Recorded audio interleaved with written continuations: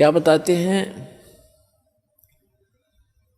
कि मानत नामन मोरा साधो मानत नामन मोरा रे, बार बार मैं ये समझाऊं जग में जीवन थोड़ा रे। फिर क्या बताते हैं, कहते हैं शरण पड़े को गुरु संभाले, शरण पड़े को गुरु संभाले, जान के बालक भोला रे। कह कबीर तुम चरण चित राखो, जो सुई में डोरा रे। अब देखो परमात्मा कहते हैं कि आपको भगवान यानी दास को तो निमित्त बना रखा है, सारा का सारा कार्य वो कबीर भगवान कर रहे हैं, आपका पिताजी।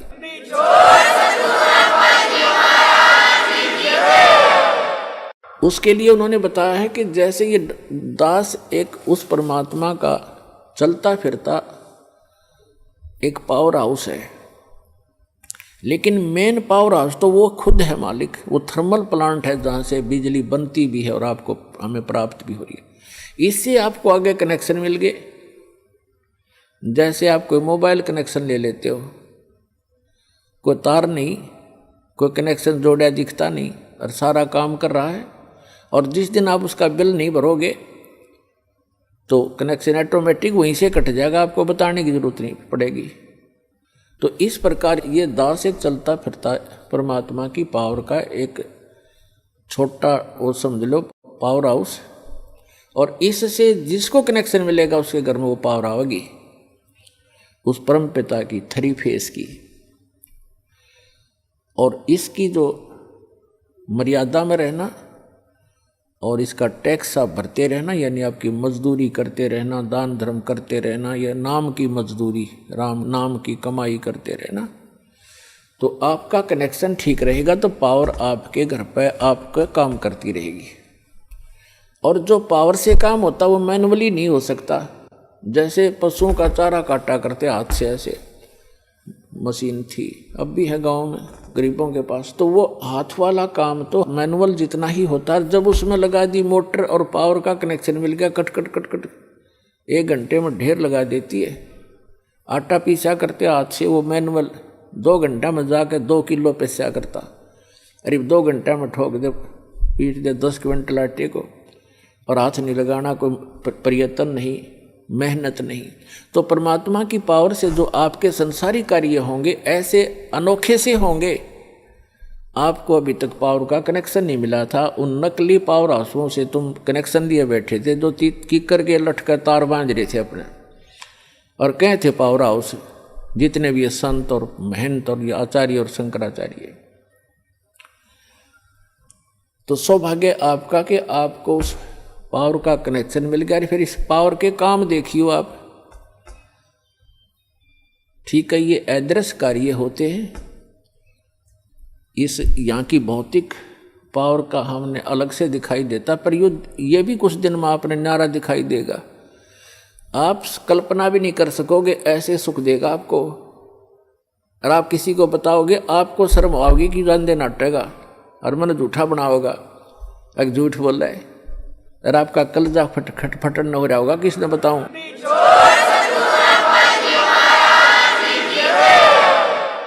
तो प्रसंग चल रहा है कि सतगुरु के उपदेश का लाया एक विचार, जय सतगुरु मिलते नहीं हम जाते नरक द्वार। नरक द्वार में दूत सब ये करते खेचा तान, उनसे कदे ना छूटता फिर फिरता चारों खान। 4 खानी में भरमता, 84 लाख योनियों में गधे कुत्ते सुअर की योनि भोगता, और कभू न लगता पार, 100 फेरा सब मिट गया मेरे सतगुरु के उपकार। होय होय, यानी उस गुरुदेव जी के उपकार से ये सारा मेरा झंझट समाप्त हो गया। पुणात्माओं देखो, उद्देश्य रखना अपने यहाँ से पीछा छुटवाने का। ऐसा ज्ञान बता दिया जाएगा, आपको आत्मा से ग्लानि हो जाएगी पुनर्जन्म की, और जब तक आत्मा में हेट नहीं होगी इस पुनर्जन्म की, तो आपका कभी ना कभी पैर फिसल जाएगा। ठीक है, यदि आप पार नहीं हुए तो आपके पास इतना भक्ति धन हो जाएगा कि आपका हजारों युगों तक तो ये काल आपके पंजे धरती पर नहीं टेकने देगा, और इस पृथ्वी पर बिना मोक्ष नहीं हो सकता। ऊपर तो इसका जबरदस्त भयंकर जाल है, वहाँ आपके पुण्यों का नाश करवाता है। वह देवता बना के, इंद्र बना करके, वहाँ बड़े बड़े आपको होटल बना रखे, नाचना गाना सारा दिन, काम में कोई नहीं, अपनी पूंजी आपकी नाश होती है। वहाँ ऐसे ऐसे इसने जुगाड़ जोड़ रखे और आपके ही कमाई से अपना यो धंधा चला रहा है, यो 21 ब्रह्मांड चला रहा है। आपके पुनों का 10%, किसी रेस्टोरेंट में इसने 15% और किसी में 25% की कटौती यानी कमीशन रखा है। उस कमीशन से ये काम चला रहा है। ये तो एक भिखारी है उस भगवान के आगे, जिसको तुम भगवान मानकर पूज रहे थे ब्रह्म तक। तो पुण्यात्मा यहाँ परमात्मा बताते हैं कि सतगुरु की शरण में आने से आपके ये सभी संकट दूर होंगे, जन्म और मृत्यु का रोग नाश होगा। इसमें प्रथम तो आपको बताया कि गुरु होना चाहिए, और गुरु भी सच्चा हो, सतगुरु हो। तो सतगुरु की जो पहचान आपको बता दी गई है, और जब तक सतगुरु नहीं मिलेगा आपका मोक्ष नहीं हो सकता है। उसके बाद फिर दूसरा आता है कि नम्रता हो। सत्संग में जब प्राणी आवे तो केवल ये उद्देश्य रखे। कैसे? परमात्मा कहते हैं संत मिलन को चालियो तज माया अभिमान, जो जो कदम आगे रखे वो है यज्ञ समान। संत मिलन को चालियो तज माया अभिमान, और जो जो कदम आगे को रखे सो सो यज्ञ समान।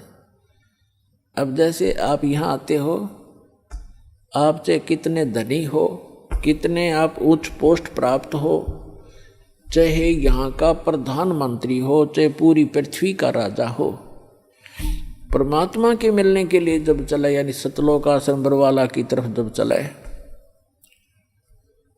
कहते हैं संत मिलन को चालियो तज माया अभिमान।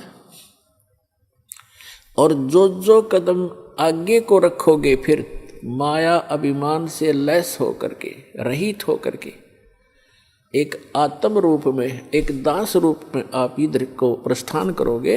आपके एक कदम के रखने की कितनी वैल्यू बताई है, कितना पुण्य होगा आपको।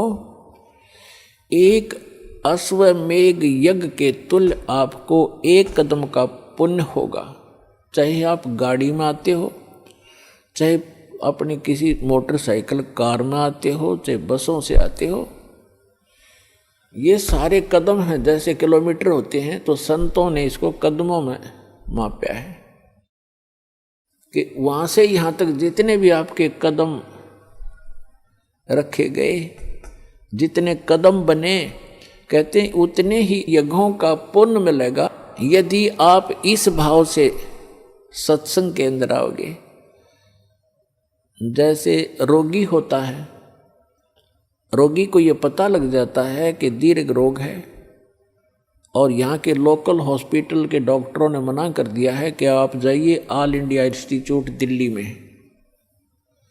तो वहाँ जब ये डायरेक्शन मिलकर इंसान जाता है, तो वहाँ चाहे प्रधानमंत्री हो और चाहे कोई फैक्ट्री मालिक हो, कितना उच्च पोस्ट प्राप्त व्यक्ति हो, उस समय उसको अपनी जान दिखाई देती है, अपनी पोस्ट पद दिखाई नहीं देता। डॉक्टर कहता लेट जाइए, वो तुरंत लेट जाता है। डॉक्टर कहता ये कपड़े निकाल दीजिए, तुरंत निकाल के रख देता है। उस समय उसके नखरे खत्म हो जाते हैं और तभी वो उपचार प्राप्त करता है। जब तक डॉक्टर के आज्ञा का पालन करता रहे, चाहे कुछ भी कहे वैसे ही, जहाँ लेटने को कहे वहीं लेटना पड़ेगा, जहाँ बैठने को कहेगा वह बैठना पड़ेगा, और कहेगा मुंह खोल, सांस तेज ले, वो सारा कुछ करना पड़ेगा। तो तभी वो अपना उपचार करवा पाएगा। तो ठीक इसी प्रकार जब आप सतलोक आश्रम बरवाला की तरफ आवें, संत मिलन को चालिए तज माया अभिमान, और जो जो कदम आगे रखे ओ हे यज्ञ समान। तो आपको इतना पुण्य मिलता है यहाँ आने का। आप क्योंकि संत है नहीं पृथ्वी पर कोई, संत मिलन को चालिए संत की तरफ चलने मात्र से इतना लाभ है, फिर यहाँ के किक के लाभ होगा वो तो गिनती नहीं हो सकती।